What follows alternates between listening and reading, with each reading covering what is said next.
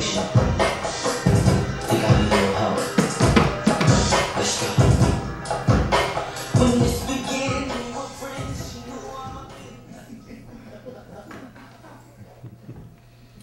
These clothes I'm wearing, they make my brother and my male cousins feel more comfortable with me, you know, yo.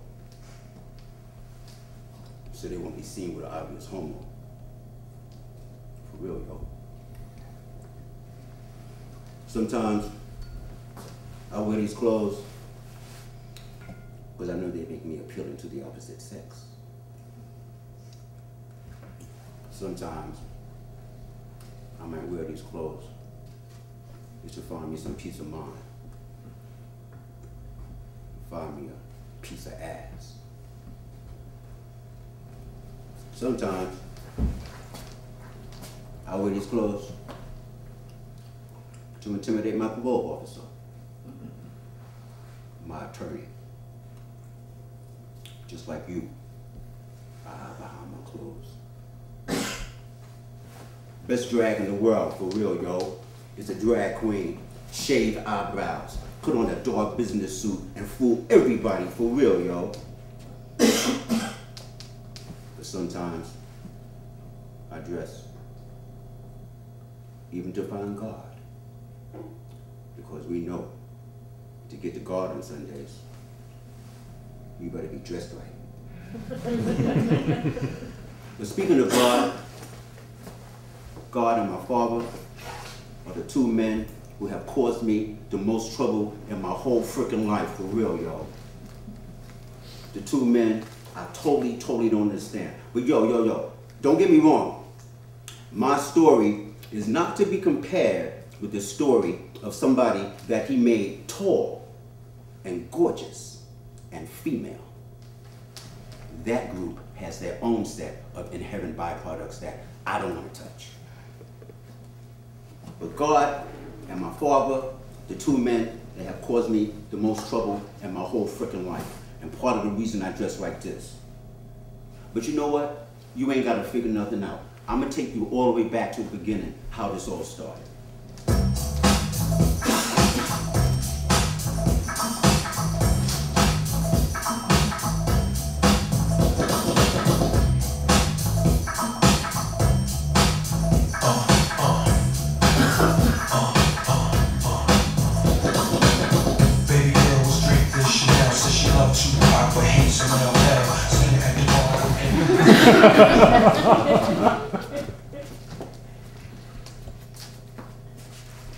It seemed like my father had it in for me from the very first time that he saw me playing with a doll. It wasn't a Barbie doll or nothing. We lived in the projects. We couldn't afford no Barbies.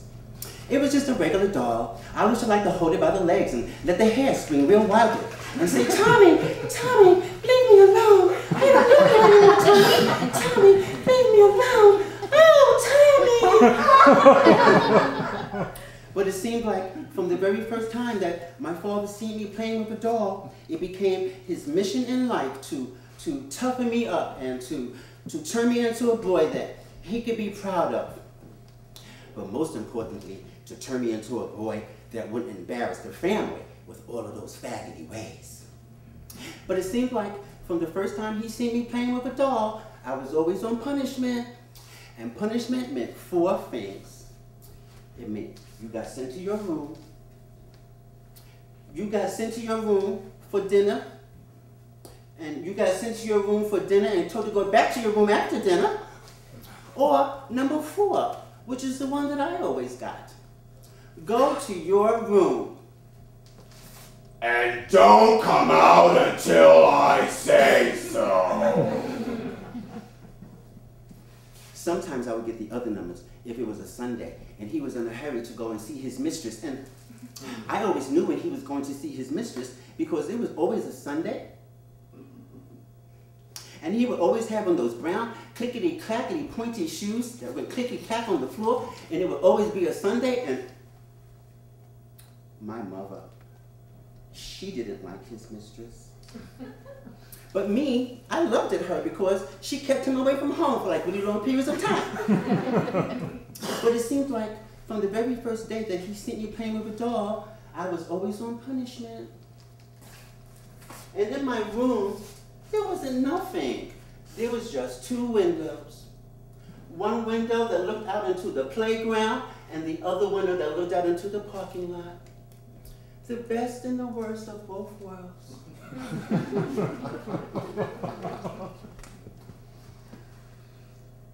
Oh, there's April. She's my best friend. I like her skirt. Oh, there's Bucky. He's so fine. But he's a jive turkey. Ooh, April, April, April. Yeah, the ogre put me on punishment again. Forever. I need candy. Do you have candy? Give me some candy. Okay, I'll see you later. And then I was in my room. And I learned how to get very, very smart in my room. And soon I started to take books and toys and jacks and magazines and everything like that. And in my room, I met so many new friends. Like, I met this little boy, like, he was teeny, teeny, teeny, teeny, teeny, teeny, teeny, teeny, teeny, teeny. His name was Tom Fum. But I don't think I would have liked to hang out with Tom Fum because what if a roach came along?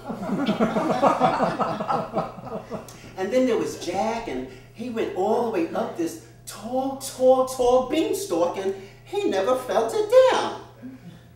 And my sister said she wondered if everything on the green giant was as big as his hands was. And then there was Cinderella. She was a mess. I wouldn't have never put up with all that stuff from all of those wicked stepsisters. I would have smacked at them, shoot. And that prince, couldn't he have worn some better pants than that? And I don't understand. How can you possibly have a party when there's no fried chicken? And then there was this boy named Tom Sawyer, and his father used to take him out and they used to go fishing, and they used to be fishing out in the sunshine and everything. And I used to be in my room in the ghetto saying, oh God, why can't I be with Tom Sawyer and all of them? They are outside having so much fun. But I don't think I would have liked to hang out with Tom Sawyer and all of them because they was always out there with all those bugs and mosquitoes, and I don't think I would have enjoyed that very much. And then there was this girl named Dorothy, and she was with this weird scarecrow in this weird place and everything. I don't know, they was kind of weird, but they're my friends anyway. But I just don't understand. They never ate no food. But I learned how to get smart and to not be on punishment, and I got to go outside. And then the last day of summer came. Well, you know about the last day of summer, don't you? Well, that's the bestest day of summer of all. And that's when you go and you collect those bets. And I played on one side of the projects, and the other side of the projects, and I had so much fun. But then the last day of summer came, and Father put me on punishment. And I said, oh God, would you please make him go away?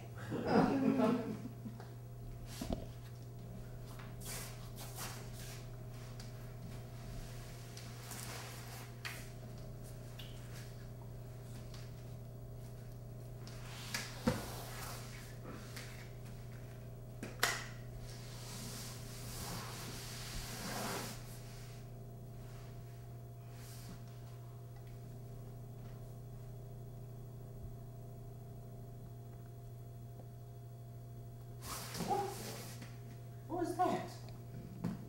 Oh.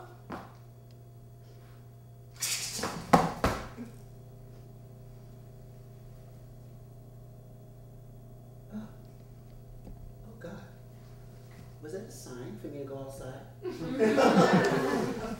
heard me that time? Okay, thank you, God.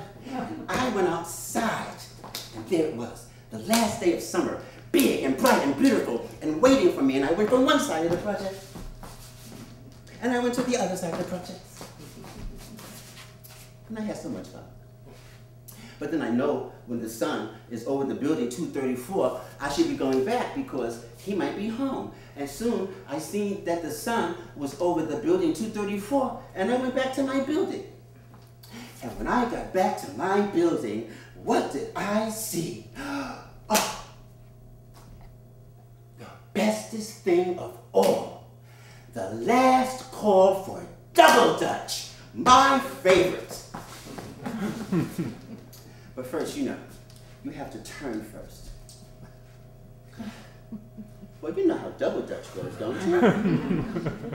10, 20, 30, 40, 50, 60, 70, 80, 90, 1, 10, 20, 2, 10, 20.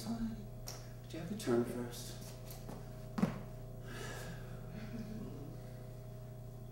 There's Barbara. She jumped so long with that big butt of hers. There's April. April, April, come and play with us. April. And there's Dorothy Brundage. Everybody's scared of her. I'm not scared of her. Shoot. She's done too long. I'm gonna make her out. I'm gonna make her out. You're out. No. No do-overs, no do-overs. You're out. My turn now. Oh, the sun. I better hurry up. He might be home soon.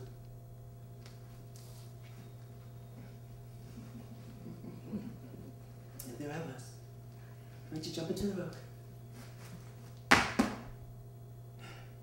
And as I took that first jump, God, you didn't hear me, did you? There was my father. And I saw the brown, clickety-clackety, pointy, shiny shoes attached to a gray suit, from underneath which my father's eyes were staring right at me. And in that moment, I knew it would be my last jump. So I decided, I'm gonna let him see. I'm not no sissy. I'm a hero. I'm a hero, yo. I'm good at this. And I let him watch me jump all the way to 2840, yo. For the 2840. Ghetto champion.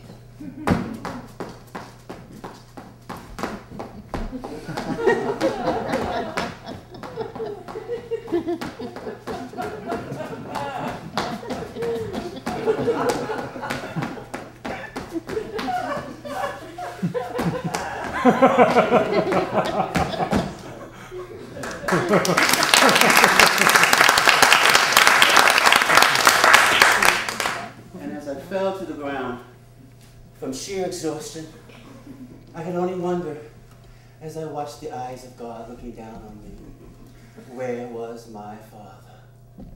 And as the crowd lifted me up, and lifted me up, and lifted me up, suddenly, there I was, on tops of the shoulders of all of the beautiful boys in the neighborhood, particularly the tall ones who had big afros. And there I was, ghetto champion in double touch.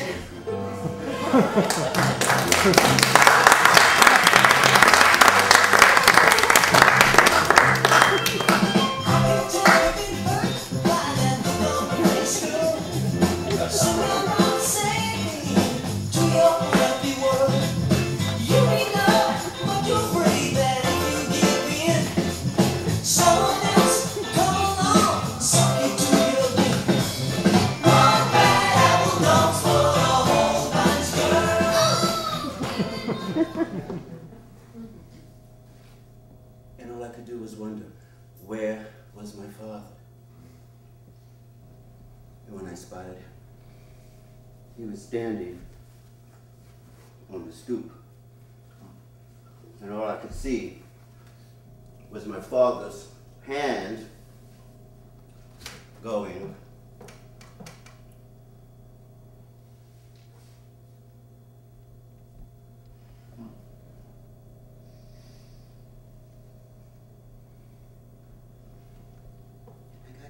I followed the green clickety-clackety pointy shoes into the house. And by the time I stood in front of my father, I heard that old familiar tone of, Didn't I tell you not to go outside?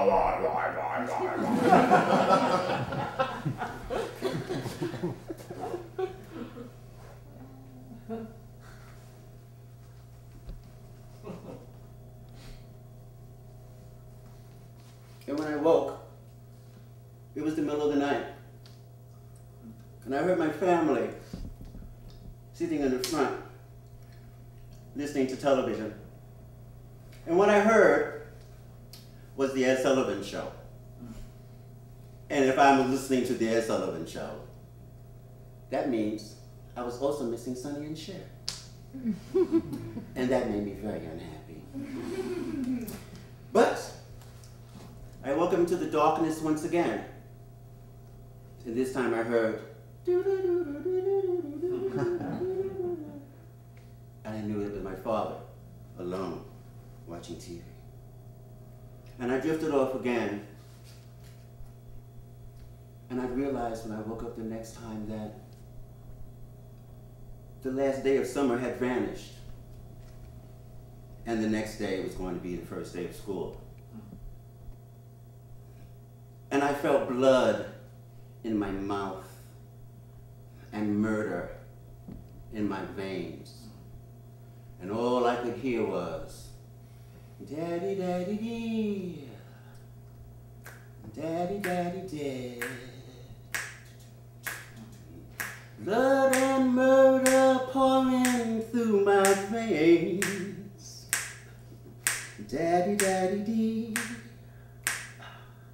Daddy, Daddy, dee. And it came to me so sharply. My mother used to keep an old-fashioned ice pick way on top of the kitchen cabinet, out of harm's reach.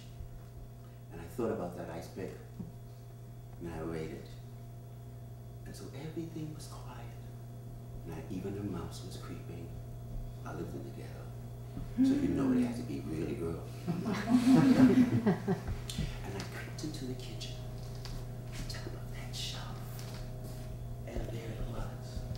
And I touched the brown, crinkling, crackling paper about to give away evidence of what the ice pick was going to be used for. So I decided to take the whole bundle down, and I laid it on the counter. And I carefully worked my way through.